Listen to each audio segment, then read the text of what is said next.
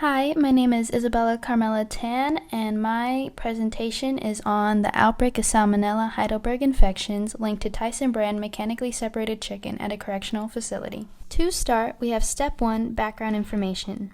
Salmonella is a bacterial disease that affects the intestinal tract. Infection is most commonly caused by contaminated food and water, and is frequently spread through the fecal-oral route. In this particular case, a total of 9 people at a single correctional facility in Tennessee were identified to have the specific strain Salmonella Heidelberg. This resulted in 2 hospitalizations and no deaths. With the collaboration of the CDC, public health officials, and the USDA, they found that the source of this outbreak was mechanically separated chicken produced by Tyson Foods. As seen on the bottom left photo, mechanically separated chicken is a paste-like processed meat, oftentimes referred to as pink slime. Moving on to Step 2, analyze the current situation. For this, I use the SWOT analysis, or the strengths, weaknesses, opportunities, and threats analysis.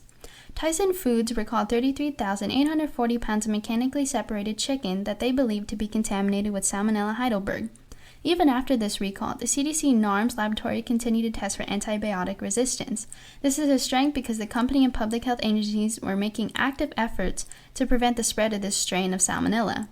A recognizable weakness under education is that since 2014, there has been no updates about this specific outbreak. Tyson Foods should provide transparency about how the mechanically separated chicken was contaminated in the first place.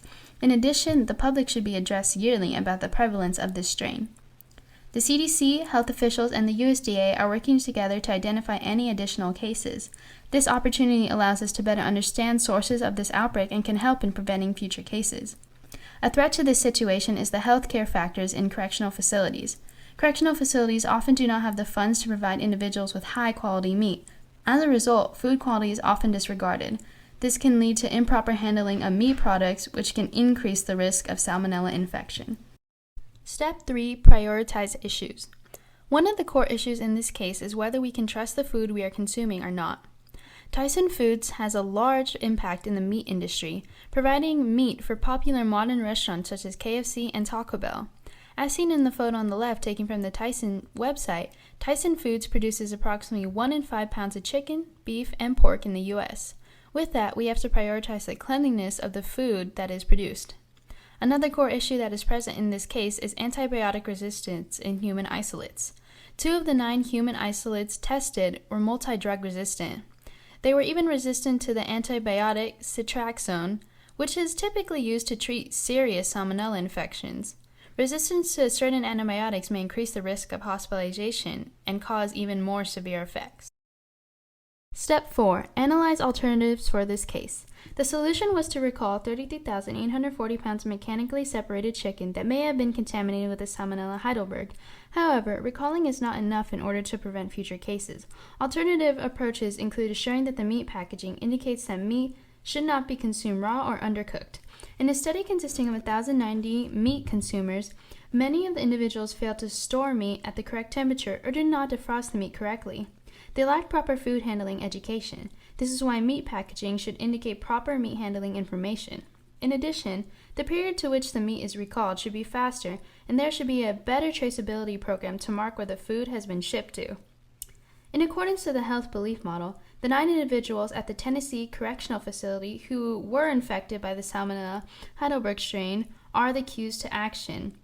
The Tyson Foods should have been transparent from the beginning of the perceived threat rather than have waited for laboratory confirmation. Step 5. Provide recommendations. The first recommendation is to maintain healthy livestock and assure animals are not contaminated before being sold to the meatpacking industry. Tyson Foods depends on 3,700 different independent farmers to raise chickens for them. It is important for these farmers to maintain healthy livestock and for Tyson to inspect the livestock before purchasing.